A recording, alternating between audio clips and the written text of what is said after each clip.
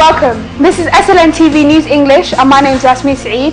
I'm here to update you on the daily news. These are the stories making headlines.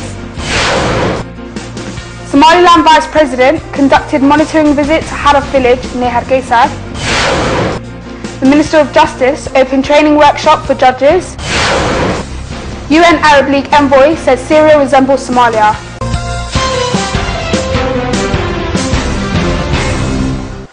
The Somaliland Vice President, who is also the acting President, Abdurrahman Abdullahi Sayli'i, conducted a supervisory visit to monitor the water installation activities taking place in the Haraf village. The water installation project, which is being implemented by the Hargeisa Water Agency, is to install new water reservoirs that will provide water to the southern IDP camps, or the internally displaced people camps, in the capital city of Somaliland, Hargeisa. Vice President Abdurrahman Abdullahi Sayli'i was accompanied by some members of the cabinet and the manager of the Hargeisa Water Agency to lay the foundational stones for new wells that will provide water to Ayah 2 and 3 for the IDPs who inhabit these sections of the capital city Hargeisa.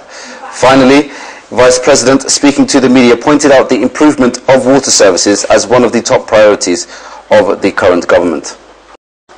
Somaliland Minister of Justice, Hussein Ahmed Aidid, opened a training workshop for the military judicial body, including the prosecutors and attorneys of Somaliland Army.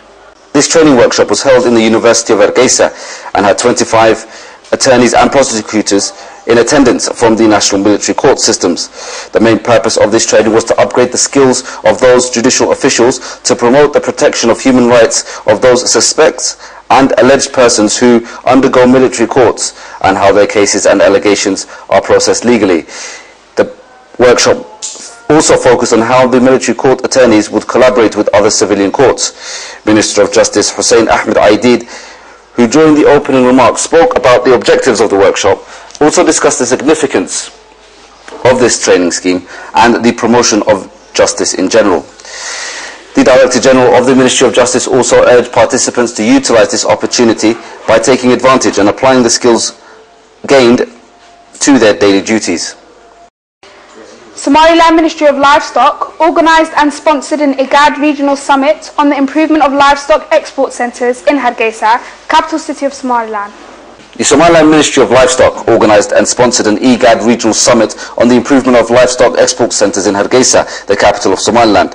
This summit will take place in Hargeisa for 2 days and was attended by delegates and representatives from the Horn of Africa countries of Ethiopia, Djibouti, Sudan and Uganda.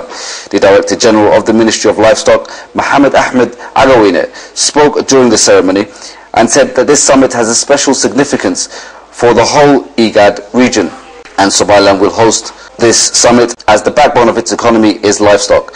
The Director also mentioned how the Horn of Africa countries do not properly utilize livestock resources, but there are certain hopes that the countries are now preparing to join efforts to utilize this vital resource. The delegates from Uganda, Ethiopia, Sudan and Djibouti also spoke during the ceremony and pledged to take this opportunity to develop joint action plans between the countries on how they will collaborate on the improvement of the livestock sector. You're watching Somaliland National Television English, the only Somali-speaking channel with an English news programme. And now for our international news.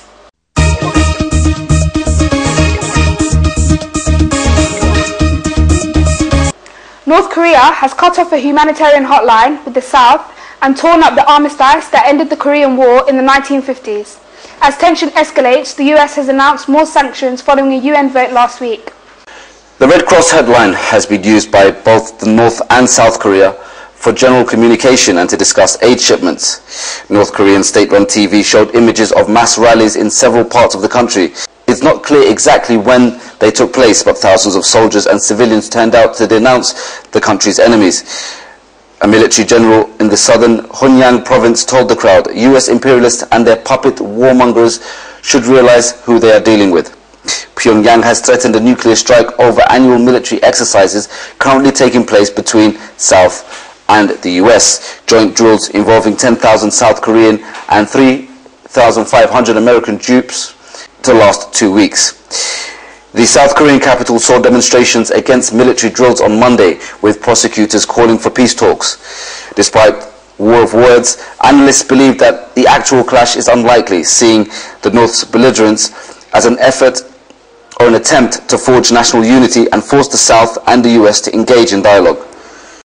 UN Arab League envoy Lakhdar Brahimi has told EU foreign ministers to do all that they can do to bring about an end to the conflict in Syria.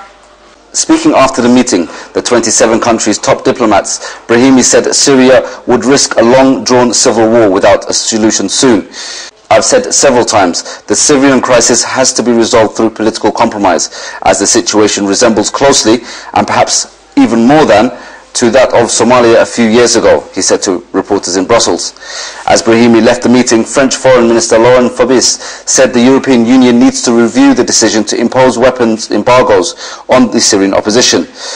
This question of an arms embargo, which was raised a few weeks ago, has to be raised again.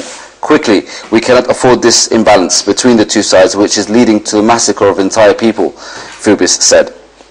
EU Foreign Policy Chief Catherine Ashton stressed that any resolution of the Syrian crisis should be based on a political solution.